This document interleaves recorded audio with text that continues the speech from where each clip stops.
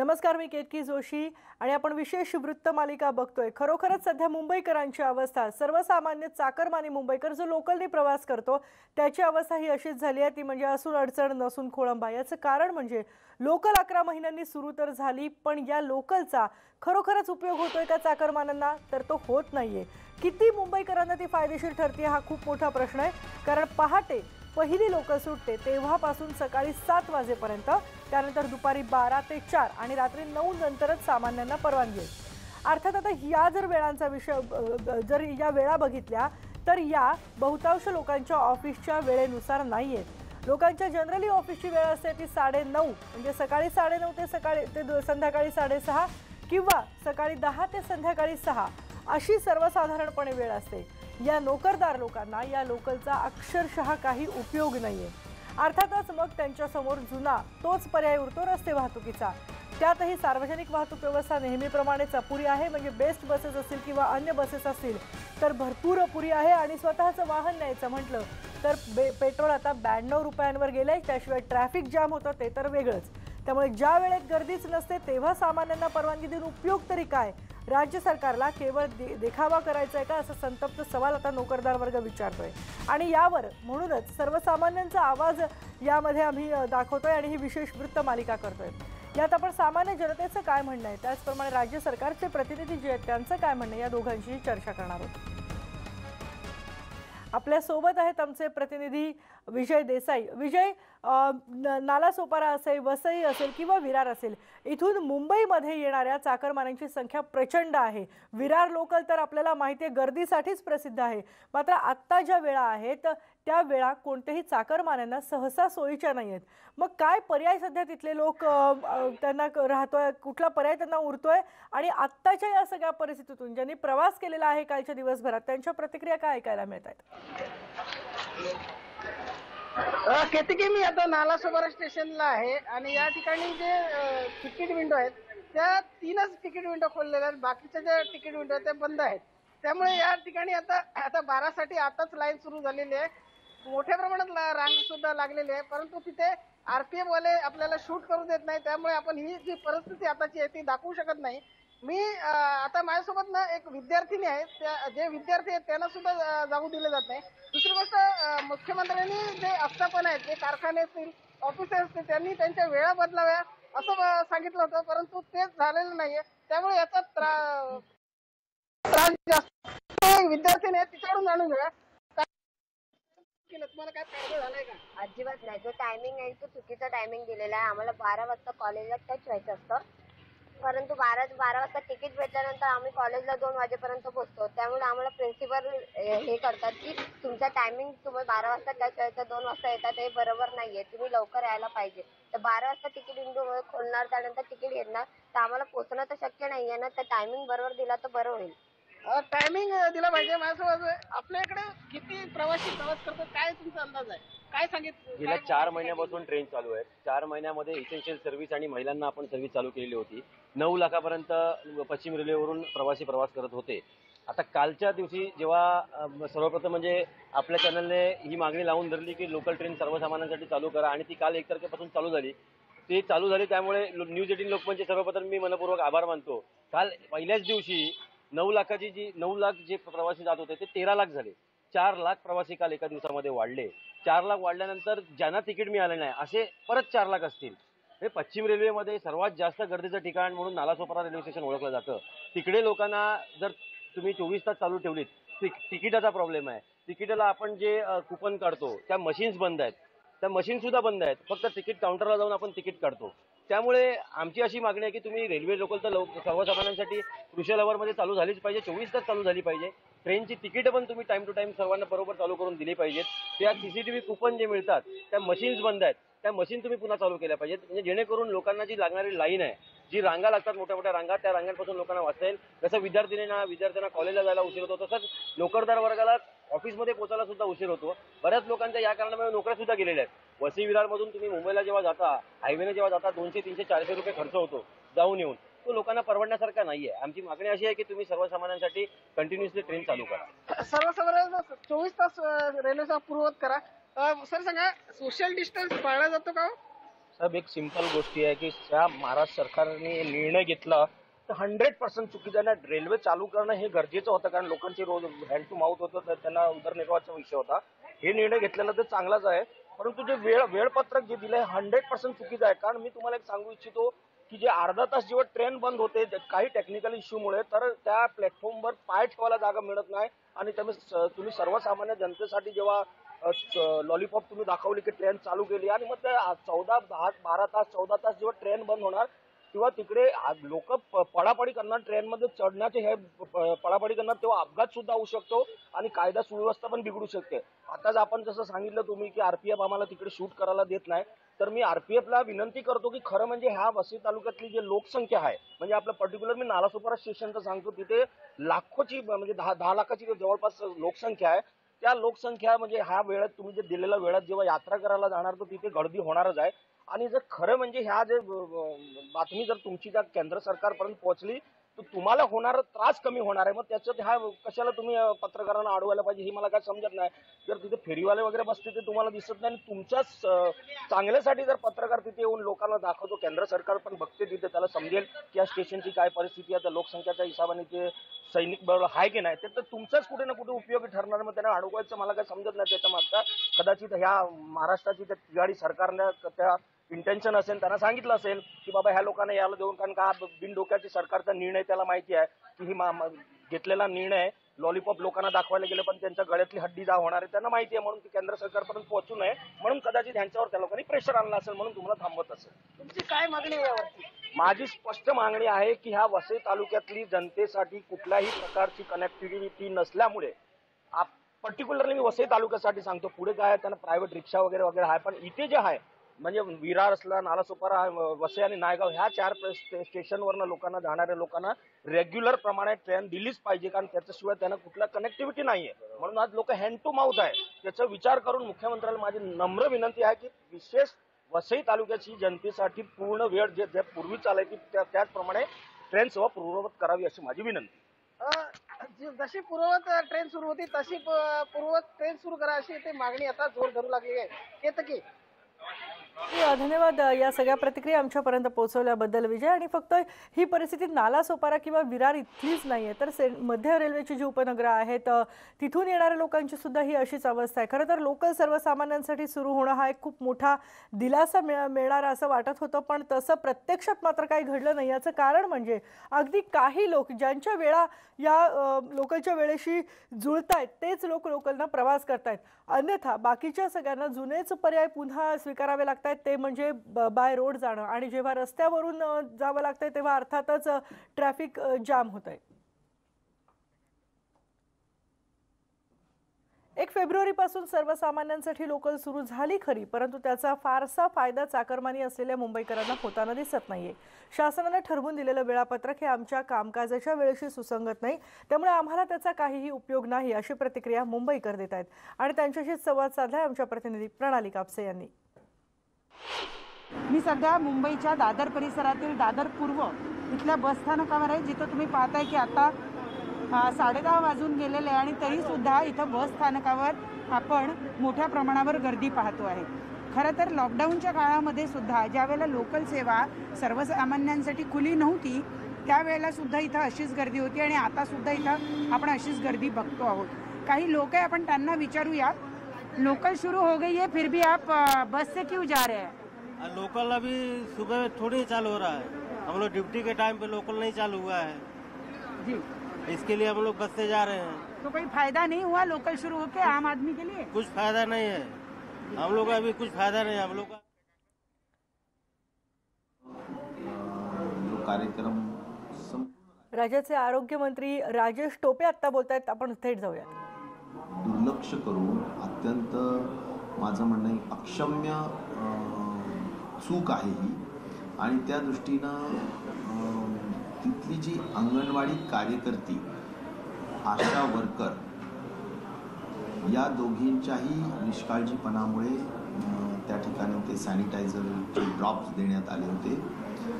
त्यांच्यावर तातडीने तिथल्या जिल्हा परिषदच्या COनी कारवाई केलेली आहे. अंगणवाडी कार्यकर्ती ही महिला आणि बालकल्याण विभागाची कर्मचारी असल्या कारणाने पुढील त्यांच्या संदर्भातील टर्मिनेशन व्हावं यासाठीची प्रस्ताव हा त्यांच्या डिपार्टमेंटकडे पाठवण्यात आलेला आहे आणि तिथला जो CHO असतो, कम्युनिटी हेल्थ ऑफिसर असतो, त्यालासुद्धा ताबडतोबीनं शोकॉज देण्यात आलेली आहे. तर मला असं वाटतं की या गोष्टी निश्चित प्रकारे गंभीर दखल घेण्यासारख्या आहेत आणि याला कुठलीही तडजोड केली जाणार नाही. सर, पंढरपूर येथे देखील अशी घटना समोर येते, मात्र त्या संदर्भात सध्या चौकशी सुरू आहे. पंढरपूरच्या घटनेच्या बाबतीत कदाचित अद्याप असा कॉन्क्रीट रिपोर्ट कुठलाही आलेला नाही. हा एक अंदाज व्यक्त करण्यात आलेला आहे. त्याच्याबाबतची तपासणी चालू आहे, चौकशी चालू आहे आणि जे मी आज फोनवर माहिती घेतली त्यामध्ये अशा स्वरूपाने म्हणजे एकतर त्या बाळाची तब्येत एकदमच चांगली आहे आणि अशी घटना घडली आहे असं काही आज आमचा डॉक्टर आणि तिथला जो विभागाचे जे प्रमुख आहेत ते आज त्याला दुजोरा देत नाही आहे.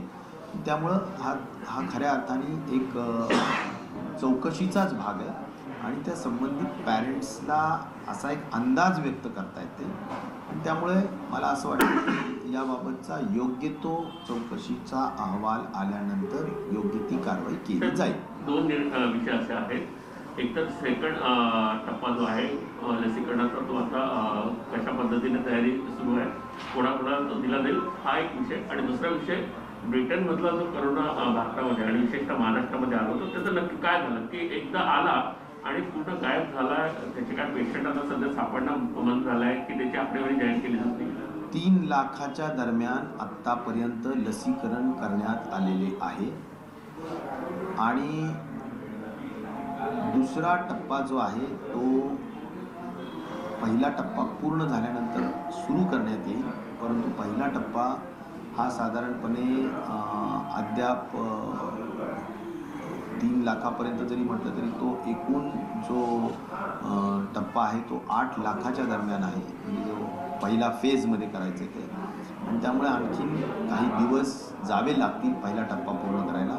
पण दुसऱ्या टप्प्याच्या अनुषंगाने म्हणजेच एसेन्शियल वर्कर्स, अत्यावश्यक सेवा देणारे जेवढे कर्मचारी आहेत, मग ते नगरपालिका महानगरपालिकेचे असोत किंवा पोलीसकर्मी असोत, या सगळ्यांची नोंदणी करण्याचं काम सध्या जलद गतीनं चालू आहे. माझं या निमित्ताने सुद्धा आव्हान राहील की या कक्षेत येणाऱ्या सर्वांनी आपापली नावं लवकर नोंदवावे, जेणेकरून आपल्या कोविन ॲपमध्ये आलेल्या डेटाच्या आधारावर त्यांना वेगवेगळ्या तारखा पुढील देण्यात येतील.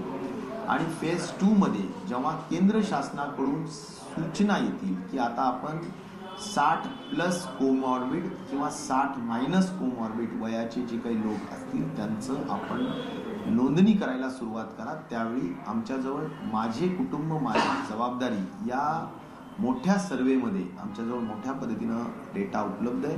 आम्ही त्वरेने या सगळ्या कामाला लागू. केंद्र शासनाची सूचनेची आम्ही वाट बघत आहोत. ब्रिटनमधल्या कोरोनाची सध्या परिस्थिती काय आहे? कारण जो स्ट्रेन UK मधला आलेला होता त्या संदर्भात काही तुरळक पेशंट्स सापडले होते, त्यांची तपासणी पण केली गेलेली होती आणि त्यांच्यावर टोटल मला असं वाटतं की उपचार करून जे काही एक स्टँडर्ड प्रॅक्टिस आहे किंवा प्रोटोकॉल आहे ट्रीटमेंटचा तो सगळा फॉलो केला गेला आणि त्यांना डिस्चार्जही करण्यात आलेला आहे. त्यामुळे UKच्या स्ट्रेनच्या संदर्भात या क्षणाला असा कुठलाही काळजी करण्यासारखा विषय निश्चित प्रकारे नाही. सर, काल बजेट जाहीर झालेलं आहे आणि 137% जास्त हेल्थकेअरसाठी बजेट दिलं असल्याचं सांगण्यात आलेलं आहे, पण त्याच्यामध्ये सॅनिटायझेशन, वॉटर या सगळ्या गोष्टी पण इन्क्लूड केल्या. मला वाटतं की जे काही बजेट करण्यात आलेलं आहे त्यात वॅक्सिनेशनसाठी काही 1000 कोटी आहेत आणि काही अपग्रेडेशन आणि सक्षमीकरण तुमचं जे हेल्थ सर्व्हिसेस आहे त्याच्यासाठी केलं गेलेलं आहे असं सांगण्यात आलेलं आहे. जरूर या बाबतीत माझं स्पष्ट मत असं आहे की त्यामध्ये खरं तर अनेक गोष्टींचा अंतर्भाव करण्यात आलेला आहे. आता सॅनिटायझर हा काही त्यातला विषय असू शकत नाही, वॉटर हा काही त्यातला विषय असू शकत नाही. खूप मोठ्या पद्धतीनं आकडे काही फुगवले. हे जरूर आहे की दरवर्षीपेक्षा जरा जास्तीचे निधी देण्याचं काम नक्कीच आरोग्य संस्थेला किंवा आरोग्य विभागाला दिलेले आहे, परंतु याची प्रत्यक्ष अंमलबजावणी होणं ही फार महत्त्वाची बाब आहे आणि त्यामुळे त्याची अंमलबजावणीची खऱ्या अर्थाने आम्ही वाट बघतो आहोत आणि राज्य सरकारांना कशा स्वरूपाने ही मदत येऊ शकेल त्याची पण आम्ही वाट बघत आहोत. तर इथे तीरा नावाची मुलगी आहे, जिचं स्पाइन ऑपरेशन आहे. 16 कोटीचे तिने पैसे तिच्या पालकांनी गोळा केले, पण जो टॅक्स या ठिकाणी लागणार आहे, राज्य सरकारला देखील विनंती केली, केंद्राला देखील विनंती केली की तो टॅक्स माफ व्हावा.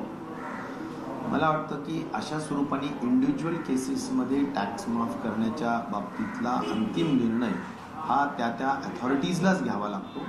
त्या गोष्टींची ॲक्च्युअल प्रोसेसिंग करून आपल्याला त्या अथॉरिटीजकडे निर्णय घेण्याच्या दृष्टिकोनातून आपल्याला पाठवावं लागेल. सर, यवतमाल में जो घटना घटी है उसके बारे में आपका क्या कहना है, क्योंकि सैनिटाइजर बच्चों को पिलाया गया और हेल्थ केयर वर्कर्स की तरफ से ये इररिस्पॉन्सिबल बिहेवियर हुआ है, क्या एक्शन अभी तक ली गई है और इंक्वायरी की जो है वो बात सरकार ने की थी, क्या स्टेटस इंक्वायरी का? यवतमाल में अभी जो 31 जनवरी को हमने जो महाराष्ट्र के एंटायर डिस्ट्रिक्ट्स में हज़ारों सेंटर्स पे जो पल्स पोलियो का प्रोग्राम एग्जीक्यूट करने का काम किया है, इम्प्लीमेंट करने का काम किया है, इसमें एक घटना बहुत ही दुर्भाग्यपूर्ण है. और राज्याचे आरोग्यमंत्री राजेश टोपे आता बोलत होते. यवतमाळमध्ये जी घटना घडली त्याबद्दल कोणतीही तडजोड केली जाणार नाही, आम्ही तातडीनं कारवाई केली असं ते म्हटलेत. आणखी महत्त्वाच्या मुद्द्यांवर त्यांनी चर्चा केली आहे. यानंतर पुढची बातमी बघूयात. भाजपचे आमदार गोपीचंद पडळकर यांनी मुख्यमंत्र्यांना अल्टिमेटम दिलाय. येत्या 15 दिवसात कोणत्याही परिस्थितीत अहिल्यादेवींच्या पुतळ्याचं अनावरण करा, अन्यथा समस्त समाज बांधवांच्या हस्ते होळकरांचे वंशज भूषणसिंह होळकरांच्या उपस्थितीत या पुतळ्याचं अनावरण करणार असा इशारा पडळकर यांनी दिलाय. या संदर्भात पडळकर यांनी मुख्यमंत्र्यांना पत्र लिहिलंय. गेल्या वर्षी 16 फेब्रुवारीलाच पुतळ्याचं अनावरण होणार होतं, मात्र वर्ष उलटूनही पुतळ्याचं अनावरण अजूनही करण्यात आलेलं नाही.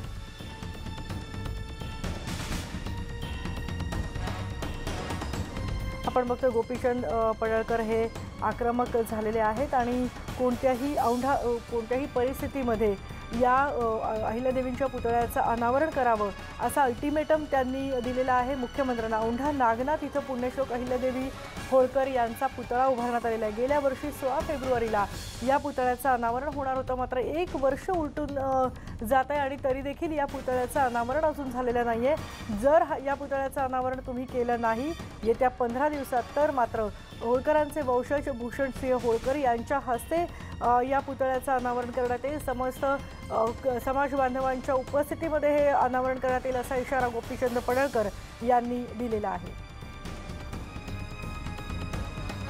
अत्यंत आक्रमक झालेले आहेत गोपीचंद पडळकर आणि त्यांनी थेट मुख्यमंत्र्यांना हे पत्र लिहिलेलं आहे. येत्या 15 दिवसात कोणत्याही परिस्थितीत अहिल्यादेवींच्या पुतळ्याचं अनावरण करा, अन्यथा समस्त समाज बांधवांच्या हस्ते होळकरांचे वंशज भूषणसिंह होळकरांच्या उपस्थितीत याचं अनावरण होईल असं त्यांनी सांगितलं. पुढची बातमी बघूयात. कोल्हापुरातल्या कळंबा मध्यवर्ती कारागृहातल्या पोलीस शिपायाच्या बुटाच्या सॉक्समध्ये 2 चिठ्ठ्या आढळून आल्या.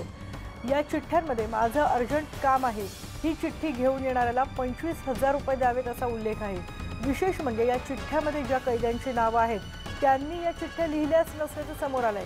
त्यामुळे ज्या शिपायांच्या सॉक्समध्ये या चिठ्ठ्या आढळून आल्या आहेत आता त्या शिपायाचा चौकशी अहवाल वरिष्ठ कार्यालयाला पाठवण्यात आलाय. कळंबा कारागृहामध्ये कैद्यांच्या झडतीमध्ये मोबाईल आणि इतर वस्तू वारंवार आढळून येतात. त्यामुळे कारागृह प्रशासनानं काही संशयित कारागृह शिपायांची झडती घेतली आणि त्यावेळेला हा सगळा प्रकार समोर आलाय. आपल्या सोबत आहेत आमचे प्रतिनिधी संदीप राजोळकर. संदीप, कळंबा कारागृह अक्षरशः यासाठी कुप्रसिद्धच आहे की वारंवार अशा घटना घडतात. कधी मोबाईल सापडतायत, कधी आणखी काही सापडतंय. या वस्तू कैद्यांपर्यंत जातात कशा, हा एक प्रश्न होता. कदाचित त्याचे धागेदोरे सुद्धा या चिठ्ठ्यांमधून मिळतील असं वाटतंय. नेमकं किती शिपाई यामध्ये चौकशी करण्यात आलेली आहे? एक तर की कोल्हापूरचं कळंबा कारागृह हे दिवसेंदिवस वादग्रस्त ठरत चाललेलं आहे. गांजा आणि मोबाईल ह्या 2 गोष्टी या कारागृहासाठी नित्य नियमाच्याच झालेल्या आहेत असं म्हटलं तर वावगं ठरणार नाही.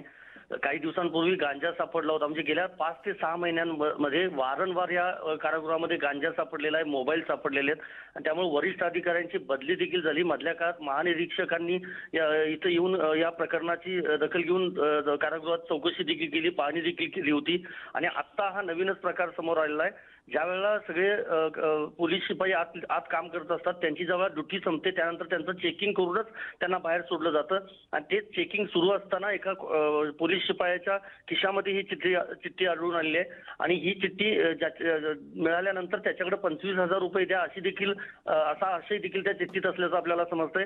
सगळ्यात महत्त्वाचं त्या जो पोलीस शिपाई त्याच्याकडे कसून चौकशी तर केली जाते, मात्र त्यानं सॉक्समध्ये ही चिठ्ठी लपवली होती. त्यामुळं कुंपणच शेत खाते असाच प्रकार म्हणावा लागेल आणि वारंवार अशा पद्धतीनं म्हणजे वेगळ्या गोष्टी आढळत आहेत कारागृहामध्ये, तरी देखील कारवाई मात्र ठोस अशी होत नाही, फक्त बदल्या केल्या जात आहेत.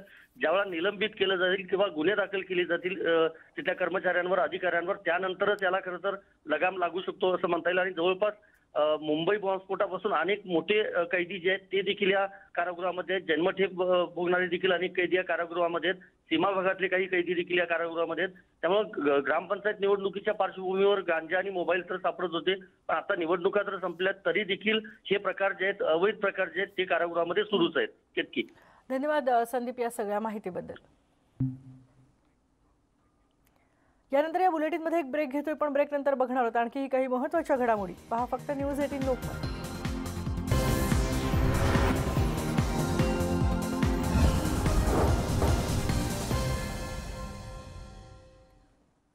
ब्रेक नंतरची बातमी आहे पुण्यातून. आजपासून लाल महाल सर्वसामान्य नागरिकांसाठी खुला होणार आहे. गेल्या 5 वर्षांपासून लाल महाल दुरुस्तीच्या कारणासाठी बंद होता, त्यामुळे आज आता लाल महाल सर्वसामान्यांसाठी खुला होणार आहे आणि अर्थातच पुणेकरांमध्ये आता त्यामुळे आनंदाचं वातावरण आहे.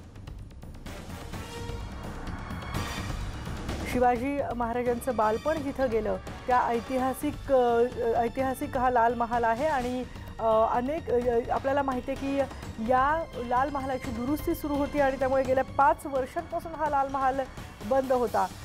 याच लाल महालासाठी खरं तर पर्यटक आवर्जून भेट द्यायचे, पण बंद असल्यामुळे त्यांची निराशा व्हायची पर्यटकांची. आता मात्र लाल महाल आजपासून खुला होतोय. ऐतिहासिक महत्त्व आहे, कारण जेव्हा शिवाजी महाराजांना घेऊन म्हणजे बालशिवरायांना घेऊन जिजाबाई पुण्यात आल्या होत्या, त्यानंतर त्यांचं वास्तव्य या लाल महालातच होतं आणि त्यामुळेच अगदी जिव्हाळ्याच्या आणि मराठी माणसाच्या अगदी जवळचा असा हा लाल महाल आहे, कारण छत्रपती शिवाजी महाराज यांचा बालपणाचा काही काळ या लाल महालामध्ये गेलेला आहे. अर्थातच या लाल महालाचं पुन्हा आता दर्शन घेता येणार आहे. आपल्या सोबत आहेत आमचे प्रतिनिधी वैभव सोनवणे. वैभव, 5 वर्ष तब्बल लाल महाल बंद होता आणि आता आजपासून पुन्हा ते सगळं तो लाल महाल बघता येणार आहे. तिथल्या तलवारी असेल किंवा तिथे जी शस्त्र ठेवलेली असेल ती प्रत्यक्ष पुन्हा एकदा पाहता येतील. काय बदल केलेले आहेत या नवीन लाल महालाच्या जेव्हा दुरुस्ती झाली आहे त्यानंतर, आणि याबद्दलची माहिती अधिक काय आहे?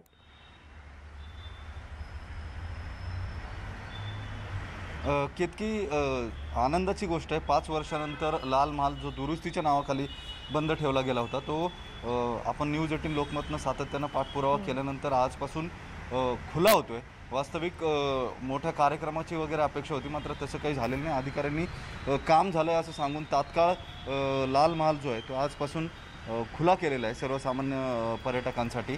यापूर्वी अनेक पर्यटक बाजूला शनिवारवाडा बघितल्यानंतर इथंच कुठंतरी लाल महाल आहे, तो कुठे असं विचारायचे. इथं लाल महालाच्या गेटवरती यायचे आणि बंद असलेल्या लाल महालाच्या गेटवरून सुरक्षा रक्षक त्यांना पुन्हा परत पाठवून द्यायचे. असं अनेकदा घडलं आहे. पर्यटकांनी अनेकदा हुज्जती घातलेल्या आहेत. आम्ही खूप दुरून आलो आहे आणि आम्हाला लाल महाल बघू द्यात, मात्र पर्यटकांना आतमध्ये सोडलं जात नव्हतं. या सगळ्या जागेचं एक अनन्यसाधारण महत्त्व आहे, ते मी तुम्हाला दाखवतो. पुण्यात ज्यावेळेस गाढवाचा नांगर फिरवण्यात आलेला होता, पहार रोवून चप्पल मारण्यात आलेली होती आणि पुण्याची अवस्था जी आहे ती स्मशानासारखी करण्यात आलेली होती. त्याच पुण्यामध्ये जिजामाता आणि शिवराय आल्यानंतर पहिल्यांदा सोन्याचा फाळ असलेला नांगर जो आहे तो या पुण्यामध्ये चालवला गेला होता आणि तो इथंच नदीच्या कडेला चालवल्यानंतर या पुण्यात नव्यानं पुन्हा जे आहे ते वसवण्यात आलेलं होतं. हा इतिहास प्रचंड जाज्वल्य आणि अंगावरती काटा आणणारं एक उजाड झालेलं गाव हे पुन्हा नव्यानं वसवण्याची किमया जी आहे ती जिजामाता आणि शिवबा यांनी केलेली होती. याच लाल महालामध्ये शाहिस्ते खानाची बोटं छाटण्यासारखा अत्यंत ज्वलंत असा इतिहास आहे. या सगळ्या गोष्टी ज्या आहेत त्या इथं केवळ कुणाच्या तरी लिथार्जीमुळे किंवा कुणाच्या तरी दुर्लक्षामुळे बंद ठेवण्यात आलेल्या होत्या. सर्वसामान्य पर्यटकांना तिथं जाता येत नव्हतं. थोडका काळ नाही, तब्बल 5 वर्ष पुण्यासारख्या शहरामध्ये लाल महाल बंद ठेवण्यात येतो. यापेक्षा दुर्दैव आणखी काय असू शकतं. इथं सातत्यानं वेगवेगळ्या पर्यटकांनी येऊन मागण्या केल्यात, वेगवेगळ्या संघटनांनी येऊन मागण्या केल्या, तरीसुद्धा लाल महाल खुला केला जात नव्हता. 5 वर्ष जे काम करण्यात आलेलं होतं त्या कामाची अवस्था जी आहे तीसुद्धा अनेक ठिकाणी खराब झालेली होती. मात्र असं असताना लाल महाल जोरदार कॅम्पेन जे ते चालवण्यात आलं. आपणही बातम्या केल्या आणि त्याचा परिणाम आपण पाहतोय. आजपासून लाल महाल सर्वसामान्य पर्यटकांसाठी खुला करण्यात आलेला आहे. पुणे महापालिकेच्या ताब्यामध्ये असलेला हा लाल महाल जो आहे तो 1988ला एकदा रिन्यू करण्यात आलेला होता आणि त्यानंतर पुन्हा लाल महालाच्या नूतनीकरणाचं काम झालेलं नव्हतं. इथं रायगडाची एक प्रतिकृती जी आहे ती सुद्धा उभारण्यात आलेली आहे. काम अजूनही पूर्ण नाही आहे. या वरचा मजला जो आहे लाल महालाचा पहिला मजला जो आहे तिथलं काम काही अंशी सुरू आहे. मात्र आता लाल महाल आणखी बंद ठेवू नका. अगदी आणि वैभव, अपेक्षा आहे की हे काम लवकरात लवकर पूर्ण होईल आणि किमान ज्या गोष्टी आपला वैभव आहे, वारसा हा सगळ्यांपर्यंत पोहोचेल यासाठी काहीतरी ठोस केलं जाईल. धन्यवाद वैभव, तिथलं सगळं हे वास्तव आमच्यापर्यंत पोहोचवल्याबद्दल. आणि पुणे महानगरपालिकेच्या ढिसाळ कारभाराचा फटका लाल महालाला बसत असल्याची बातमी न्यूज 18 लोकमतनं समोर आणली होती. गेल्या 5 वर्षांपासून लाल महाल दुरुस्तीच्या नावाखाली बंद होता. आज अखेर हा लाल महाल सर्वसामान्यांसाठी खुला होतोय. नेमका लाल महाल का बंद करण्यात आला होता पाहूयात याच संदर्भातला आमचा हा एक स्पेशल रिपोर्ट.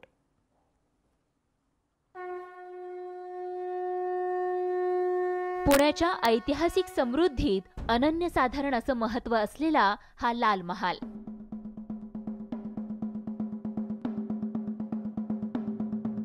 मात्र हाच लाल महाल दुरुस्तीच्या नावाखाली गेल्या 5 वर्षांपासून बंद आहे. महानगरपालिकेतील सत्ताधाऱ्यांचा नाकर्तेपणा आणि स्थानिकांच्या राजकारणामुळे लाल महाल जाणीवपूर्वक बंद ठेवल्याचा आरोप होतोय. इतकंच नव्हे तर शहाजी महाराज स्मृती दिनालाही लाल महाल उघडला जात नाही आणि यावर कोणताही नगरसेवक आक्षेपही घेत नाही. या भागाचे विद्यमान खासदार हे पूर्वी आमदार सुद्धा होते. त्यांच्याच पक्षाचे नगरसेवक या भागातून निवडून आलेले आहेत.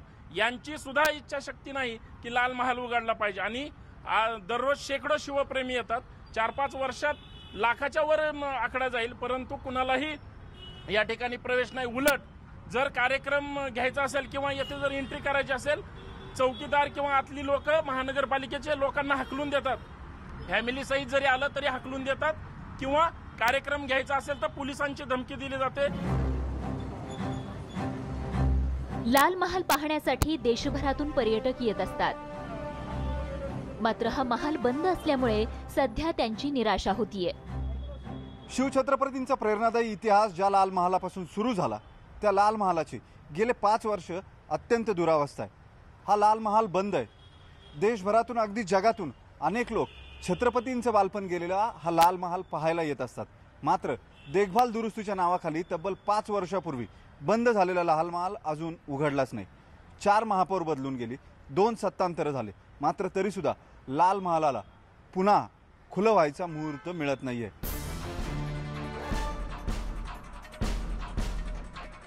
लाल महालच्या कामाला सुरुवात होऊन 4 महापौर बदलले, मात्र लाल महालच्या दुरुस्तीचं काम अजूनही अपूर्णच आहे आणि जेवढं काम झालंय तेही खराब झालंय. असं असतानाही प्रशासनाकडून लाल महाल लवकरच खुला करण्याचं आश्वासन देण्यात आलंय. पुणे महानगरपालिकाचे हेरिटेज डिपार्टमेंट मार्फत लाल महलच्या रिनोव्हेशनचं काम चालू होता. मागील वर्षी कोविडपूर्वी आम्ही तो काम खूप तेज गतीने पुढे केले होते और ते मार्च अखेरपर्यंत पूर्ण पण होणार होता. लेकिन कोविड परिस्थितीमध्ये ते सगळं काम थांबलेलं होता. आता आम्ही परत रिनोव्हेशन सुरू केलेलं आहे. बहुतेक या 15 ते 20 दिवसात आम्ही तो काम पूर्ण करून ते परत आपले सगळे पर्यटकांसाठी ओपन करू.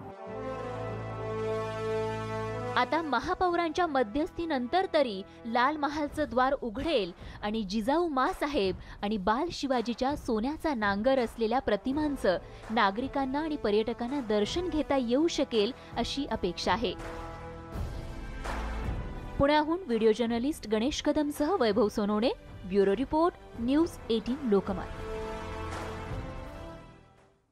समृद्ध असा ऐतिहासिक वारसा, अशी परंपरा आपल्याला लाभलेली आहे, पण तिचा अभिमान बाळगण्याच्या ऐवजी जर सत्ताधारी लोक त्याच्याकडे सोयीस्कर दुर्लक्ष करत असतील तर खरोखरच तो अक्षम्य गुन्हा ठरतो आणि मग लाल महालासारख्या अनेक वास्तू या अशा खितपत पडल्या दिसतात. पण तरी देखील त्यातल्या त्या दिलाशाची गोष्ट एवढीच आहे की किमान आता तो पुन्हा एकदा पर्यटकांना खुला तरी झालेला आहे. या बातमीवर आम्ही लक्ष ठेवून असणार. पण पुढची बातमी आहे औरंगाबादमधली. औरंगाबादमध्ये एका पोलिसाला बेदम मारहाण करण्यात आली आहे. सत्यजित ताईतवाले असे या सहाय्यक पोलीस निरीक्षकाचं नाव आहे. सिडको बस स्थानकाजवळ मध्यरात्री ताईतवाले जेवणासाठी गेले होते आणि हॉटेलमध्ये 2 गटांमध्ये त्यावेळेला भांडण झालं. ते ताईतवाले यांनी सोडवण्यासाठी पुढाकार घेतला आणि हेच त्यांना महागात पडलं.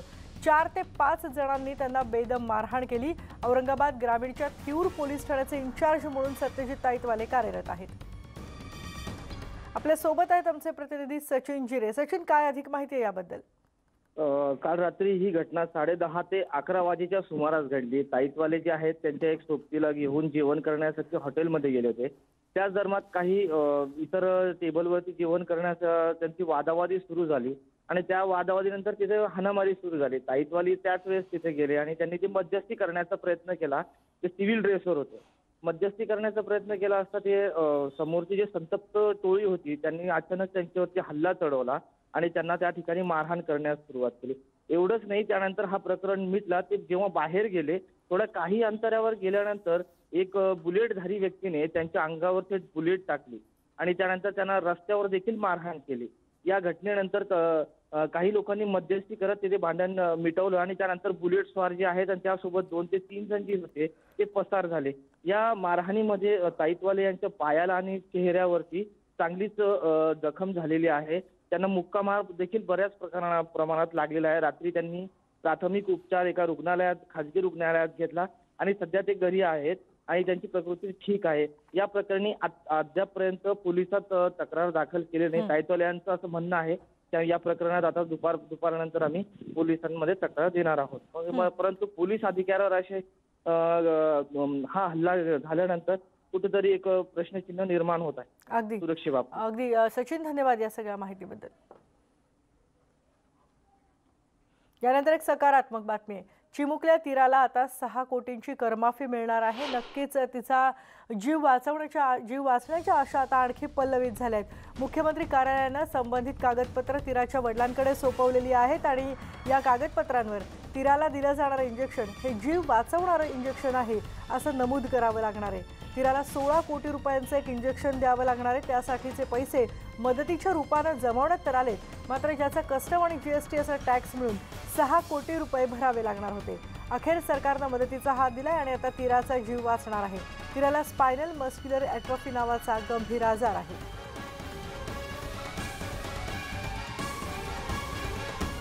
मला असं वाटतं की अशा गोष्टी, तीराच्या टॅक्स माफीबाबतच्या गोष्टी, व्यक्तिगत माझं तर मत असं आहे की निश्चित प्रकारे अशा बाबतीत सहानुभूतीपूर्वक निर्णय घेणं गरजेचं असतं. मी जरूर याबाबतचा पाठपुरावा करेन आणि ते करून देण्यासाठीचा प्रयत्न करेन. मी अंतिम मला अधिकार त्यामध्ये नाही, परंतु सहानुभूती जरूर मी व्यक्त करू शकतो आणि त्यासाठी प्रयत्न जरूर करू शकतो. त्यामुळे मी प्रयत्न जरूर करेन. परंतु केंद्र सरकारने टॅक्स माफी करणं, राज्य सरकारच्याही काही अथॉरिटीने टॅक्स माफी करणं याबाबतचे माझे प्रयत्न पॉझिटिव्ह राहतील एवढंच मी या निमित्ताने सांगेन. आणि याचबद्दल आपण बोलणार आहोत. आमच्या प्रतिनिधी स्वाती लोखंडे आपल्या सोबत आहेत. स्वाती, सातत्यानं आपण ही बातमी लावून धरतोय आणि त्याचबरोबर सोशल माध्यमातून भरपूर ठिकाणी हे मदतीबद्दल कळल्यानंतर 16 कोटी रुपये तर जमले, पण 6 कोटींचाच प्रश्न होता. अखेर आता दखल घेण्यात आलेली आहे, पण ही प्रक्रिया कशी असणार आहे? कधीपर्यंत ही प्रक्रिया पूर्ण होण्याची अपेक्षा आहे? खरं तर आताची सगळ्यात मोठी तीराच्या बाबतली जर कोणती घडामोड असेल तर हीच महत्वाची आहे की मुख्यमंत्र्यांनी याची थेट दखल घेतलेली आहे आणि करमाफीबाबत जे सगळी कागदपत्र आहेत ती तीराच्या बाबांकडे सोमवारी रात्री उशिरा सोपवण्यात आलेली आहेत मुख्यमंत्री कार्यालयाकडून. ही कागदपत्र भरून द्यायची आणि त्याच्यावर असं नमूद करावं लागणार आहे की जे इंजेक्शन तिराला द्यावं लागणार आहे तर ते इंजेक्शन हे लाईफ सेव्हिंग म्हणजे जीव वाचवणार आहे आणि त्याच्यानंतर कर्जमाफी मिळण्यातल्या अडचणी दूर होतील असं तिराच्या बाबांनी दिलेल्या माहितीतच स्पष्ट झालेलं आहे. आणि त्याचबरोबर आरोग्यमंत्र्यांनी पण याची दखल घेतली आहे. त्यांचं म्हणणं आहे की मी पाठपुरावा करेन, पण त्याआधीची महत्वाची बातमी की मुख्यमंत्र्यांनी स्वतः याची दखल घेतली आणि मुख्यमंत्री कार्यालय या सगळ्या प्रकरणाकडे खूप गांभीर्यानं पाहते.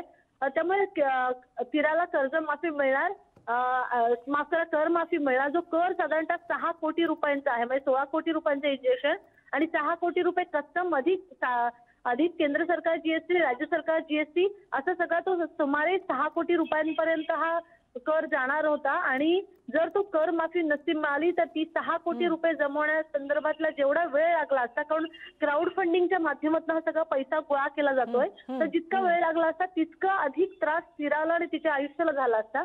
आणि म्हणूनच मुख्यमंत्र्यांनी दखल घेणं किंवा त्यांना करमाफी बद्दल सगळी प्रक्रिया सुरू करणं ही खूप मोठी गोष्ट आहे. ही आताची सगळ्यात मोठी घडामोड आहे.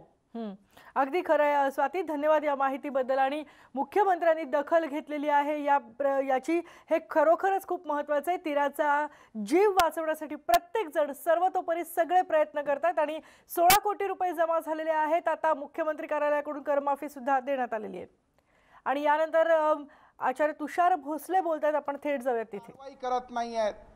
आज 3 दिवस झाले कोणतीही कारवाई होत नाही. याचा अर्थ आम्ही काय समजायचा? तुम्ही दबावाला बळी पडतायत का, किंवा हिंदू समाजाचा हा विषय आहे म्हणून हे पक्ष तुम्हाला हा विषय करू देत नाहीयेत का?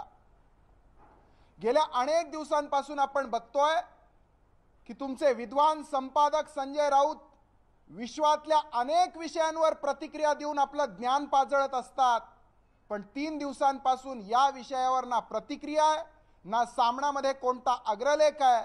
ते कुठे हरवले आहेत हा प्रश्न आहे.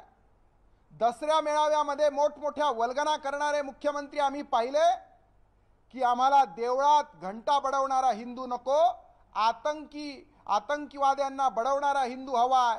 मग मुख्यमंत्रीजी 3 दिवस झाले आज शर्जीलवर कोणतीही कारवाई का होत नाही याचं उत्तर तुम्हाला द्यावं लागेल. आणि जर तुम्ही 2 दिवसाच्या आत या शर्जील उस्मानीवर कारवाई केली नाही तर हिंदू समाजाच्या स्वाभिमानासाठी आम्हाला रस्त्यावर उतरावं लागेल. गृहमंत्र्यांना आम्ही घेराव घालू आणि हिंदू हृदय सम्राटांचा वारसा आम्ही चालवतोय हे दाखवून देऊ.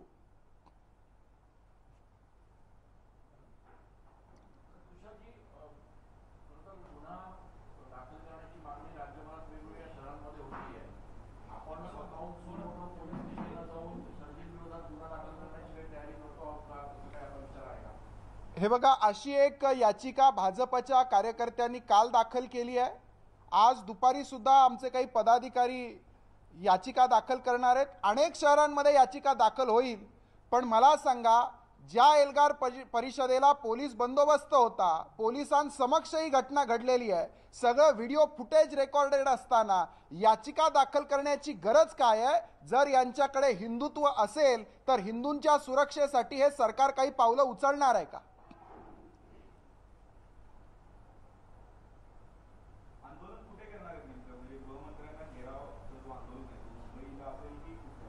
नाही, मुळात असं आहे की खरं तर आत्ता 3 दिवस झालेत, अजून 2 दिवस आम्ही वाट पाहणार आहोत. 5 दिवसामध्ये तरी मुख्यमंत्री उद्धव ठाकरेजी त्यांच्यातल्या हिंदुत्वाची ज्योत आम्हाला दाखवणार आहेत का, हा पहिला भाग आहे. आणि ती जर दिसली नाही तर आमचं कर्तव्य म्हणून ज्या ठिकाणी गृहमंत्री असतील त्या ठिकाणी आम्ही गृहमंत्र्यांना घेराव घालू.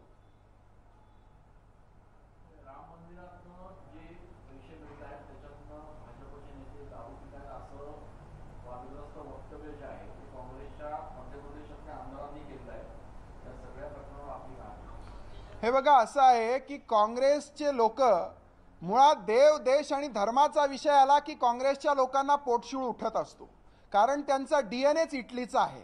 त्याच्यामुळे राम मंदिराचा विषय आला की परवाकडे सचिन सावंतांनी टीका केली, आज कोणीतरी मध्य प्रदेशचा आमदार टीका करतोय. मला वाटतं त्यांना, सचिन सावंतांना याच्यात धंदा दिसतोय आणि यांना दारू दिसते आहे. दारू आणि धंदा हाच काँग्रेसच्या रक्तातला विषय आहे. त्याच्यामुळे मनी वसे ते स्वप्नी दिसे हीच यांची नौटंकी आहे. एल्गार परिषदेत शर्जील उस्मानी यांना अत्यंत वादग्रस्त वक्तव्य केलं होतं आणि त्यावरूनच भाजप आक्रमक झालेले दिसते। यानंतर आपण इथे एक ब्रेक घेतोय। ब्रेकनंतर बघणार आहोत आणखी काही महत्त्वाच्या घडामोडी।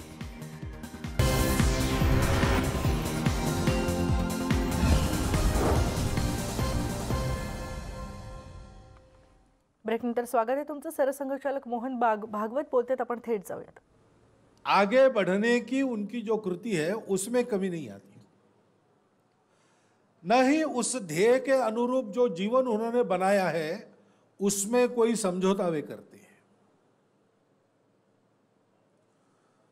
सुभाषित में ऐसा कहा है, उदये सविता रक्ते रक्तश्चास्त मने तथा। यानी सूर्य उगता है तब भी लाल रंग का होता है, डूबता है तब भी लाल रंग का होता है। संपत्तौ च विपत्तौ च साधूनाम एक रूपता। संकट काल हो या सुख का काल हो, साधु पुरुषों का वर्तन एक जैसे रहता है। अब ये बातें तो हम सुनते हैं, ऐसे सुभाषित मेरे से ज्यादा आपको भी कंठस्थ होंगे, लेकिन परंपरा से इन सुभाषितों के चलते जीवन उत्पन्न नहीं होता। तो जो सुभाषित में है, जो ग्रंथों में है, जो भाषणों में है, जो पूर्वजों के जीवन में है, उसको अपनी परिस्थिति में, वर्तमान परिस्थिति में अपने जीवन से जीकर बताने वाले और उसके कारण अलौकिक गुणों का प्रदर्शन करने वाले होने के बाद भी लोगों में लोगों जैसा बनकर रहने वाले जो उदाहरण होते हैं, उनके कारण समाज के जीवन में अच्छाई का प्रसार होता है। समाज जीवन में सारे समाज के लोग वो तो हर कदम पर विचार करके नहीं चलते, बहुसंख्य लोग अनुसरण करते हैं। जिनको वो अच्छा मानते हैं, जिनको समाज में प्रतिष्ठा प्राप्त है, जो अपने जीवन में यशस्वी है, उनका लोग अनुकरण करते हैं। और इसलिए उन लोगों का एक दायित्व होता है जो अपने जीवन में जितना यशस्वी, जितनी अच्छी स्थिति में, जितना समाज में लोकप्रिय, उतना उसको समाज के लिए उदाहरण स्वरूप हो, ऐसा आचरण कदम कदम पर बड़ा सजग रहकर करना पड़ता है। और ये बात कठिन होती है क्योंकि अनुकूलता, सुख की स्थिति, प्रतिष्ठा, मान सम्मान, ये सारी बातें आदमी को बिगाड़ने वाली होती है, क्योंकि उससे एक अहंकार आता है।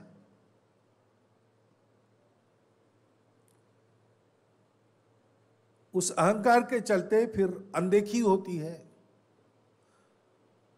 चल जाएगा ऐसा लगता है, फिर वृत्ति में गलती यानी वर्तन में गलती होती है।